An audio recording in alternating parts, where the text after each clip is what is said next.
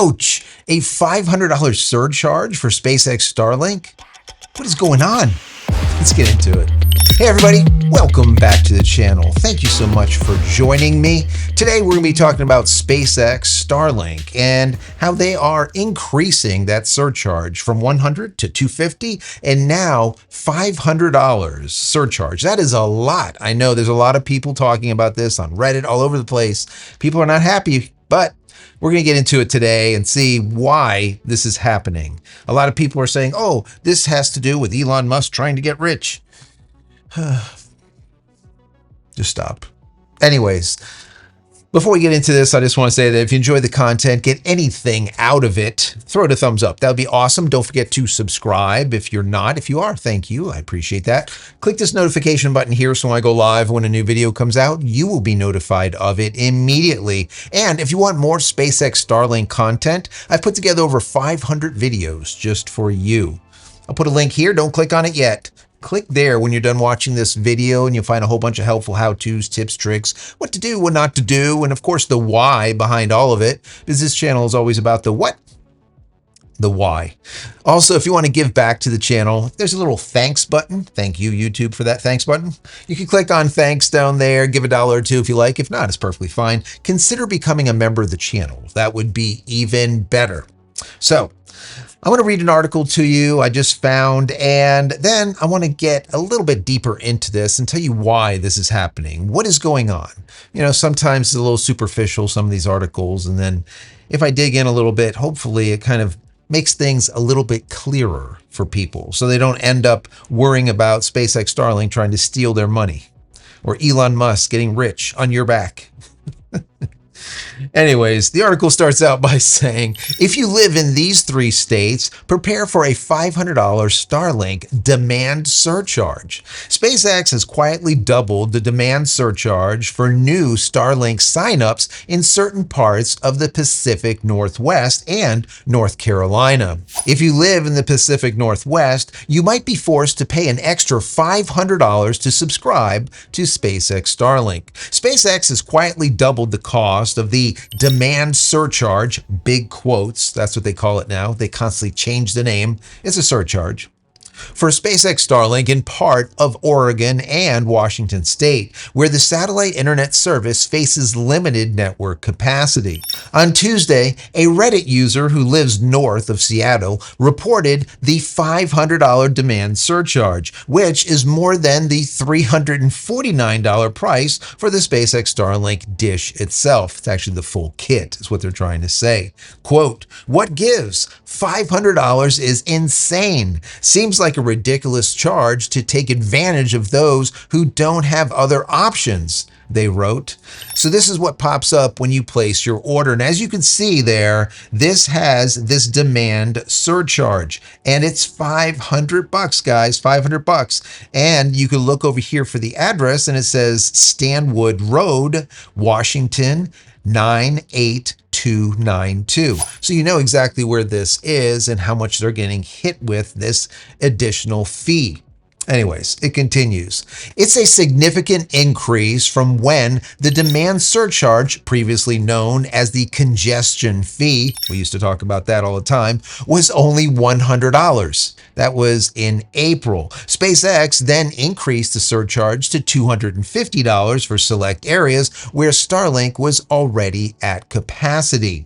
On the plus side, the company has removed the waiting list for SpaceX Starlink across the US for consumers looking to subscribe to residential plans. But it looks like SpaceX has increased the demand surcharge for select areas to prevent overloading the network with new subscribers. That's exactly what's going on there, and I'm glad that they point that out. So you don't have the people saying, oh yeah, Elon's trying to get rich. He's not trying to get rich. Hang in there just a second. Unfortunately, the Reddit user wrote, quote, my house just happens to be on a road where the 2 options are either DSL or another company who refuses to extend their service to my address, even though they service the house across the street. I dealt with that for years, guys, for years. Trust me, I feel you. So this was an update just as of a couple of days ago. It says this. It says the $500 surcharge has also been popping up in Western North Carolina. One customer discovered the extra fee after already buying the dish and trying to activate it. Quote, "Is it just me, or is this exorbitant and disgusting?" the user wrote on Reddit. However, the extra fee isn't appearing in other parts of the state. On a positive note, free Starlink kits are available with a 12-month residential plan commitment in select areas of over 24 U.S. states, including most of the Southeast, Florida and mid-Texas, and Midwest Pennsylvania and Washington, with scattered coverage in California, Arizona, Utah, Colorado, and Texas. Check eligibility by entering your address on SpaceX Starlink's website. So this map is great because it actually shows you exactly where people can get free kits. So instead of spending now the $349, which I ended up having to spend $599, but the $349 now, you can get it for free as long as you sign up for a year. Well, trust me, if you get SpaceX Starlink, you're going to be with them for a year and probably even longer unless you get fiber in your location. And for the most part, we, the people in the rural areas, will not have fiber anytime soon. So SpaceX Starlink is going to be the best thing out there for us. So 12-month commitment to get free kits is pretty cheap. All right, that's basically it. So what I did is I put together a table so you can see exactly where these surcharges are, because sometimes it's just hard to kind of visualize. The $100 surcharge here on this table, you can see it says San Francisco, California, Las Vegas, Nevada, Orlando, Florida, Texas, select areas of Florida, select areas of Northwest Florida, Kansas, Ohio, and Virginia. That's the $100 surcharge fee. Applied in areas with moderate network congestion, typically urban and suburban regions with growing demand. That's very important. Urban and suburban areas. Nothing about rural, guys. Nothing about rural. Urban and suburban. Why is that important?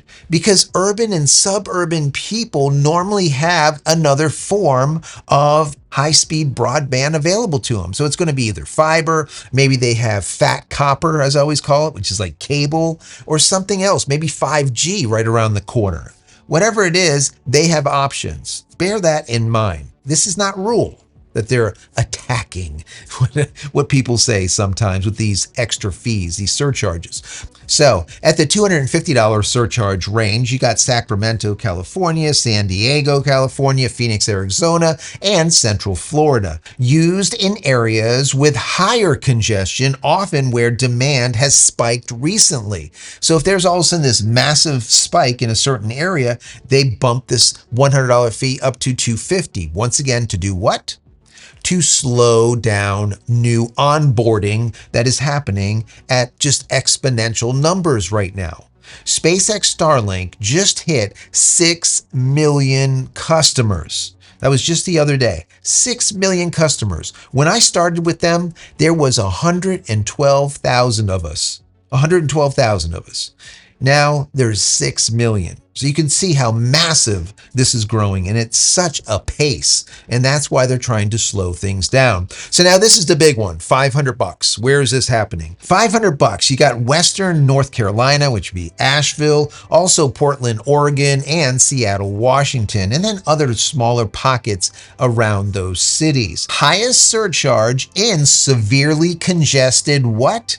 Urban and suburban areas. Once again, not rural. Urban and suburban. Very, very important. So here's a few key points. You have address specific. Surcharge vary by exact address within a city or region. For example, some parts of Asheville, North Carolina may have a $500 fee, while others may have none.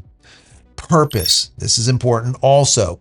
These one-time fees manage network capacity by discouraging new subscribers in high-demand areas. Just like I said, it is not for Elon Musk to get rich. It's to discourage, to slow down once again, put a little bit of a blockade so there's not just this influx of people coming on board with SpaceX Starlink. There's just simply not enough capacity for everyone. So they're slowing down this onboarding process by adding in these fees, $100, $250, and now a massive $500 fee in very congested locations. Verification, it says to check for extra surcharges by entering your service area, whatever your address is, and then on SpaceX Starlink's website, it will tell you how much extra you're going to have to pay, if any. You also have refund. Now, this is important, especially for the guy that was complaining on Reddit. This is good. Surcharges are refundable if the kit is returned within 30 days. So, you have that 30-day return policy with SpaceX Starlink. But what people don't understand is you can also get that surcharge back if you end up returning the kit. So it's okay, guys. It's okay. If you want to return it, you're going to get all of your money back. Don't worry about it. And finally, dynamic pricing. Fees may change as SpaceX Starlink expands satellite capacity, potentially reducing or removing surcharge in certain areas. So understand that when SpaceX Starlink version 3 satellites are in orbit, all this is going to go away. I've talked about this in the past. I'm going to tell you one more time if you're new here. When SpaceX Starlink launches those version 3 satellites, they have 20 times the capacity as the current version 2 minis. That is massive. 20 times the capacity. So here's a perfect example to make it perfectly clear. If SpaceX Starlink was to launch 100 of the version 3 satellites, which they could probably do in one launch, 100 of the version 3s, those 100 would be the equivalent to launching 2,000 of the current version 2 minis. 100 equals 2,000. Once again, 20 times the capacity. Massive. Absolutely massive. So this is all really good news because what I understand from Elon Musk in the last couple of days, he did say that by the beginning of next year, for sure, possibly by the end of this year, but definitely by the beginning of next year, we're going to see the version 3 satellites on orbit. And when that happens, guys, everything is just going to change. There will not be another waiting list, no more waiting lists. That's going to be gone. There won't be any surcharges, no $100, $250, $500. You're not going to see any of those anymore. Your latency is going to come down. So instead of it being, let's say 30, 40 milliseconds, we're most likely going to see sub 20 millisecond latency. That is really good if you're a gamer, or maybe you're doing some type of Zoom call or whatever. Low latency is awesome. So we will see that. Now, why are we going to see that? Well, those satellites, instead of being at 550 kilometers, they're going to be at 350 kilometers, 200 kilometers closer to Earth. Also, what we will see is faster speeds, faster upload speeds, faster download speeds, and gigabit will be around the corner at the same time.